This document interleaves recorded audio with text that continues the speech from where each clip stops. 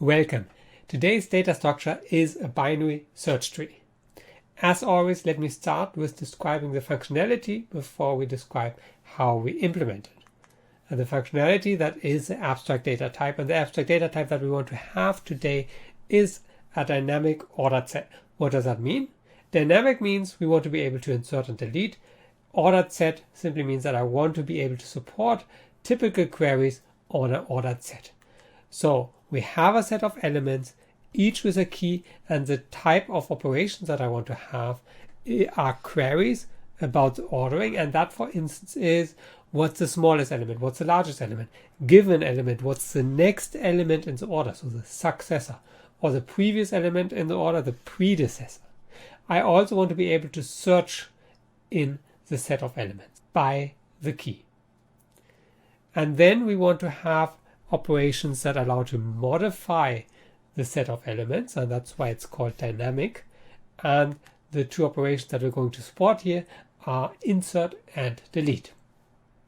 And the data structure that gives us this functionality, so the data structure that implements this abstract data type, is a binary search tree. So a binary search tree gives you all of those operations, and the running time for these operations will be order of the height of the tree. And that's what this video is about. What is a binary search tree? How do we get the operations in order h time? Now, this is only efficient if order h is sufficiently small. What we can actually achieve is that h is of order log n, meaning that all of the operations run in order log n time, and that is really efficient. And this setting is called then a balanced binary search tree. This is not what this video will be about, but you can see that in another video. And if all of those operations are in order log n time, then this in particular gives us efficient priority search trees, it gives us efficient dictionaries, and so on. So binary search trees are very versatile, so they're kind of like the Swiss Army knife of data structures. So before we introduce binary search trees, review some terminology about trees and binary trees. Here we see a binary tree. So in a binary tree, every node has 0, 1, or 2 children. So for instance, the 35 here has 2 children, the 30 and the 19. The 8 has 1 child, namely the 5. And the nodes down here, all of those have 0 children. Then we are looking at rooted trees. So our tree has a top node, and that is a root, and that is the only node that does not have a parent. And then the nodes without children, so the nodes of degree 0, those are the leaves. The subtree rooted at a node x, so here's our node x, is all the nodes below x, including x. The depth of a node is the length of the path from the root to that node. So the depth of x here would be 1, because I need 1 step to reach it from the root. The depth of the tree is the maximum depth in that tree. So in our case, this is 1, 2, 3. So this tree has depth 3. The height of a node is the length of the longest path from that node to a leaf below that node. So here, this node has height 2. The height of a tree is the height of the root, in our case 3. And the depth of a tree and the height of a tree, those are always equal. So the height and the depth of a node, so for this one the depth was 1, the height was 2, those are not equal, but for the overall tree, depth and height are equal. If we take the set of nodes that all have the same depth, we call that a level. So here, for instance, the root is the level 0 node, and then we have 2 level 1 nodes, level 3, level 4. And generally, when we talk about relations between the nodes in a tree, then we use family terminology. So a node has up to 2 children, a left child and a right child. Everyone except for the root has a parent. We can also talk about grandchildren or siblings and so on. So how do we store a binary tree? When we have a binary tree, we will always want to be able to access the root. So the root will be the main attribute of our binary tree. And a binary tree consists of nodes, the root being one of them, and every node has 4 attributes at least, so 4 fields, and those are the following. So first of all, we want to have the key and any other satellite data stored with the element, and then we want to be able to have access to the children, so we're going to store the left child and the right child, and to the parent. So we also have the parent as an attribute. Of course, some of these might be none. In particular, the root is the only node where the parent is none. And then, for instance, leaves, there both children are none. And generally, if I have a node of degree 1, then the other child I'm simply going to set to none. And it's as simple as that. So let me also show you Python code for this. So this is one-to-one what I just showed you here. So this is a node, and then for binary search tree, or binary tree in this case so far, I will simply want to be able to access the root. We now know what a binary tree is. We know how to store a binary tree. Often it's useful to have a recursive definition of a binary tree. So recursive definition for the binary tree would be the following. A binary tree is either a leaf, so simply one node, or it is a root node with up to 2 binary trees as children. So far I only talked about binary trees, but this video is about binary search trees. So what makes a binary tree a binary search tree? It is the binary search tree property. So here we have a tree with the following property, no matter which node I look at. So here let's call this one X. If I look at the left subtree, all nodes in that subtree have a key smaller equal to the key of X. Likewise, all nodes in the right subtree have a key larger equal. And this not only holds for the root, but it also holds for any X in the tree. So here, if I take this as X, the left subtree, which is only the 1, okay, the 1 is smaller equal 3, and the 4 is larger equal 3. So that's a binary search tree property, and that makes a binary tree a binary search tree. Note that keys don't always need to be unique. Now, given a set of keys, we've seen an example of a binary search tree. This is an example of a binary search tree of height 2. The binary search tree here is not unique, so I can also, with the same keys, get a different binary search tree. Not only a different binary search tree, but I can get one with a different height. So here, this one has height 4. So this is something to keep in mind, because eventually you will have to make sure that the height is actually small. But for now, we don't care about the height, and we'll simply have that as a parameter in our running time. So let's wrap up this first part with a quiz, and that is the following. Is this a binary search tree? Yes or no? The correct answer here is no.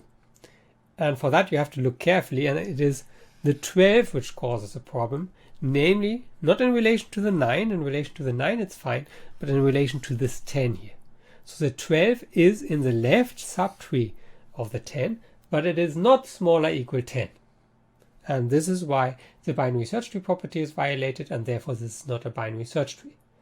So in particular, what we see here is that even if this property holds for parents versus their children, that is not quite enough. We really need it for the whole left subtree here. On binary search trees, recursive algorithms work well. And as an example, we want to look at tree walks. So what is a tree walk? We want to traverse a whole tree, and we do so by recursively going to the 2 subtrees and then also do something on the node itself. And depending on the specific order, we distinguish different types of tree walks. So if I do first the node and then the 2 subtrees, then that's called a pre-order tree walk. An in-order tree walk is if I first recurse on the left, then process a node, then recurse on the right, and then there's also the post-order tree walk, where I first do the subtrees, and then the node itself. So let's have a closer look at an in-order tree walk. And the example here is that we want to print all keys in order, and we can do so by an in-order tree walk. And it's very simple. So what we do is we recurse on the left, then we print the key of the node, and finally we recurse on the right. And we do so as long as the node is actually a node. And in Python, this looks just the same. So it's a very simple algorithm. I do an in-order tree walk on the left child, print in-order tree walk on the right child. And then if I want to print all keys, I call this on the root. So let's see how this looks like by an example. So here I have a tree. So if I call an in-order tree walk on this node, so this means I'm first recursing on the left child. So now I call in-order tree walk on this node. This will recurse again on the left child. So here on the 1. This will again recurse on the left child, but there is no left child. So then we are in the x is none case. So nothing happens. At this point, I print the 1. I go to the right child, but there's no right child. Then I go back to the 3. Now at this point, I print the 3. I go to the right child, and so on. And eventually I have everything printed in order. How do we prove that this algorithm is correct? So how do we prove that it indeed prints the keys in order? So this is simply a strong induction as we use it for recursive algorithms. So what we'll have here is in the induction step that we assume that the left subtree is printed correctly in order. And then we place a 5 or whatever is at the root, and then the right subtree is printed correctly in order. And because of the binary search tree property, this overall gives me the keys in the correct order, because I first print the smaller keys, then the key of the node, and then the larger keys. And both the smaller and larger ones are by induction hypothesis in order. So what is the running time of this algorithm? Intuitively, because we process every node, so we recurse on every node once, the running time is linear, because per node we do, except for the recursive calls, a constant amount of work. How would we prove this formally? So formally we would be analyzing the recurrence of this algorithm. So what is the recurrence here? So if I'm calling it on a none, so this is my T0 case, I do constant amount of work because I simply check or see that it is none. Now if n is larger than 0, so if I actually have a node, then the running time depends. So I have a subtree of size n. The running time depends on how large the children subtrees are. So let's say the left subtree has size k, then the recurrence would be t of n is t of k, running time for the left subtree, plus t of n minus k minus 1, the size of the right subtree, which is n minus what is in the left subtree, also minus the node itself, plus the amount of work that I do per node, let's call that d. And then what we could do is we show by substitution method that this solves to t of n is c plus d times n plus c. I'm not going to do this here, but you can watch an explanation by clicking up there. So this gives us that the running time of this algorithm is indeed linear. Here's another example of a recursive algorithm on a binary search tree, this time as a quiz. So what does the algorithm do? If x is none, it returns 0, otherwise it returns 1 plus, and then the maximum on it recurses on both subtrees. So what does this algorithm compute? Is it the size of the tree divided by 2? Is it the height plus 1? Is it the sum of all keys, or is it the largest key in the tree? The correct answer is the height plus 1. So and you can see this if I assume that for the two subtrees this computes the height, then at the root it computes 1 plus the larger of those two heights, and that will give me the height of the tree overall. How do we query a binary search tree? The core query is the search. So that's why it's called a binary search tree. And what will help us is a binary search tree property. So what did that say? If the key at a node is k, then everything in the left subtree is smaller equal, everything in the right subtree is larger equal k. Now let's assume we're searching for a key k, and we're currently at the node x. So we will always start at the root, and then we're going to work our way downwards. Now we first of all compare the key of x with k. If those are equal, so if k equals the key of x, then we can simply return x. Note that we have the case that maybe we are no longer at a node. So it could be that we kind of went through our tree, went past the tree, and now we're at a none. And in that case, we can also return x, because then we are going to report that we didn't find the key. If that is not the case, then k is either smaller than the key or k is larger than the key of x. So if k is smaller than the key of x, what does that mean? It means I was looking at the key of a node and k is smaller. So if it's in the tree, so if there's an element with that key in my tree, then it has to be in the left subtree. So I'm going to recursively search the left subtree by going to the left child of x. Otherwise, so if k is larger than the key, I'm going to search to the right. And that's already all. And I'm going to start at the root. In that way, I'm going to search the whole tree. Let's do some examples. So if this is my tree and I'm searching for the key 4, then I start at the root. 4 is smaller than 5, so I go to the left child. 3 is smaller than 4, so I go to the right child. I find the 4, I'm going to report this element. If I'm searching for 2 in this tree, again I start at the root. There I see a 5, 2 is smaller than 5, I go to the left. 2 is smaller than 3, I go to the left. 1 is larger than 2, so I go to the right. Here there's no node, so here I'm at none, meaning I'm in the situation that x is none.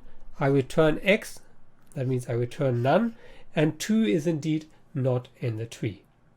What is the running time of a search?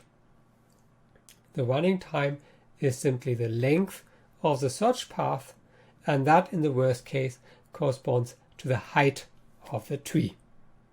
So we bounded the running time for a search by order of the height of the tree. Let's do some other queries, starting with minimum and maximum. So where is the minimum in a binary search tree? Think about that for a moment, maybe pause the video. So the binary search tree property guarantees that the minimum has to be the leftmost node. Why is that the case? Because anything in the left subtree of the minimum would be even smaller. Likewise, the maximum is the rightmost node in the tree. Therefore, I can find the minimum and maximum without actually ever looking at any keys. So it's a purely structural property, leftmost, rightmost. So for the minimum, what I can do is, as long as there's a left child, I simply go to the left child, and then eventually I return what I find. Likewise, the maximum, as long as there's a right child, I go to the right child and return where I eventually end up. Let's have a look at this by an example. If I am looking for the minimum in this tree, I don't even have to look at the keys. I just go to the left, to the left. Now there's no left child here. 1 is the minimum. For the maximum, to the right, no right child here. The 8 is the maximum. What is the running time of both these operations? The running time in both cases can be bounded by the height of the tree. So we again get O of h. That was quite simple. Let's do two operations that are a bit trickier, and that is successor and predecessor. And we're going to focus on the successor. And we're going to assume that all the keys are unique, because then every element or every node also has a unique successor and a unique predecessor. So what was a successor again? If I look at the nodes in order, or the elements in order by their key, then the successor is the next element. So the successor of a node is the next element in that order. And the predecessor is a node before that element in the order. Stated differently, the successor of a node X is the node Y with a key, with the smallest key larger than the key of X. All nodes have a successor except for the one with the largest key. So for that one, we will want to return none if we ask for the successor of that node. Now, for the minimum and maximum, we only had to look at the structure of the tree to find the minimum and maximum. And the same is true here. So we can find the successor and then also the predecessor just by looking at the structure of the tree. So how does that look like? So let's assume I have a node X and I want to find the successor, and let's have some tree. So and we're going to use a case distinction depending on how this tree actually looks like. So let's assume my tree looks like this. So where is the successor? It's definitely not here because those elements are smaller than X. It's also not here because those elements are larger by the binary search tree property than the elements that are sitting here. So it has to be in the right subtree, and in the right subtree it is the minimum. So if X has a right subtree, then the successor is the minimum in that right subtree. And we know how to find that. So we go to the right subtree and then we take the leftmost node. Now if there's no right subtree, so if this doesn't exist, where do we find the successor then? So in that case we will have to go up, but which node are we looking for? So a different perspective is we're looking for the node Y, and it will in this case be this node here. We're looking for the node Y which has X as a predecessor. So and Y has a left subtree, so the predecessor will be, if you have a left subtree, it will be the maximum in your left subtree. So the rightmost node in your left subtree.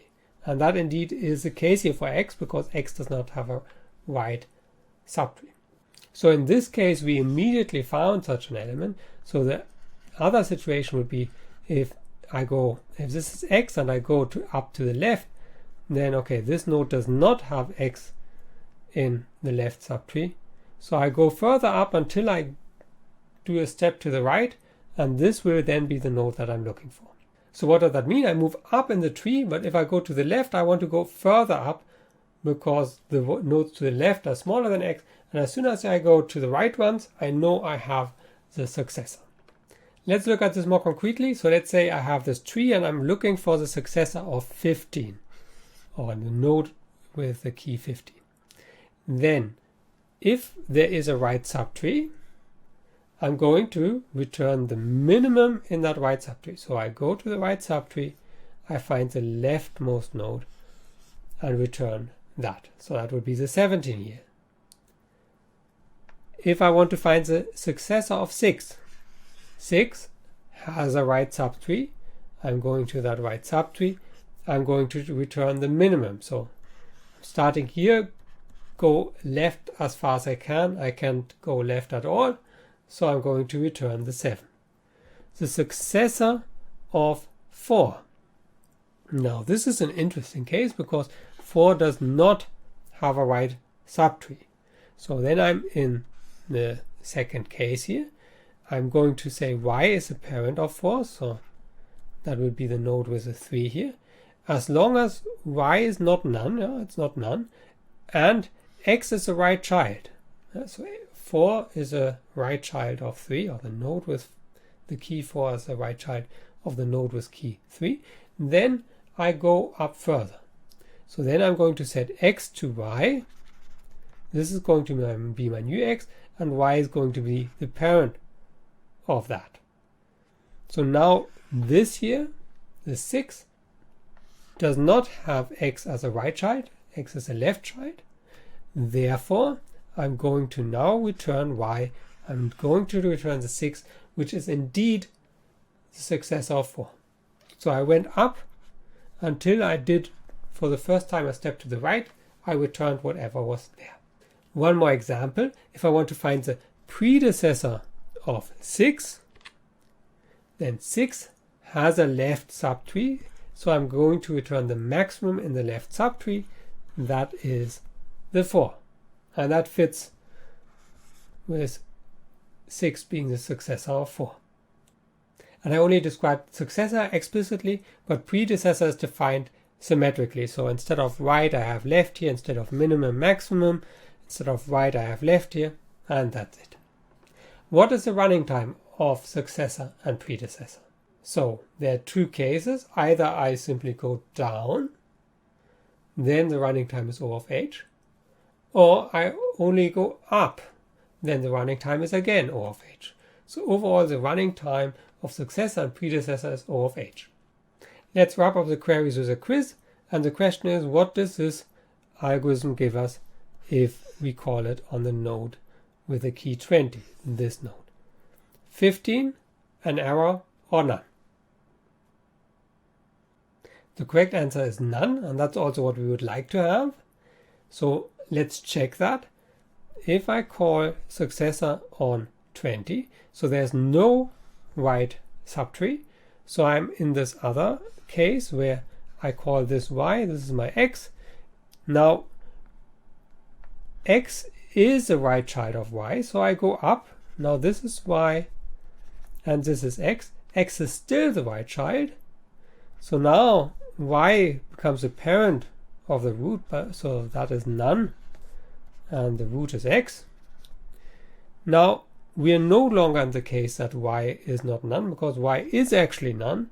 So now I'm going to return y, and that, as we wanted it, is none.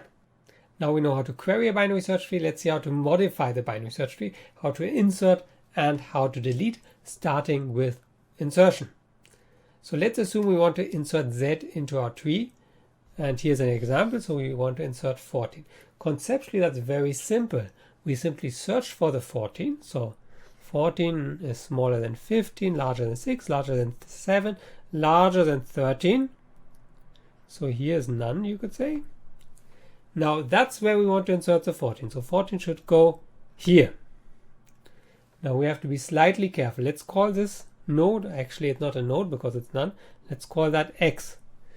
So if I search, I end up at x. But then that information is not enough to insert. I also need to know the parent of x. So let's call that y. So now I'm going to search for 14, and I keep track also always of the parent. So let's see how that looks like. So I'm going initially to set y to none. Y is the parent currently of the root, which is none.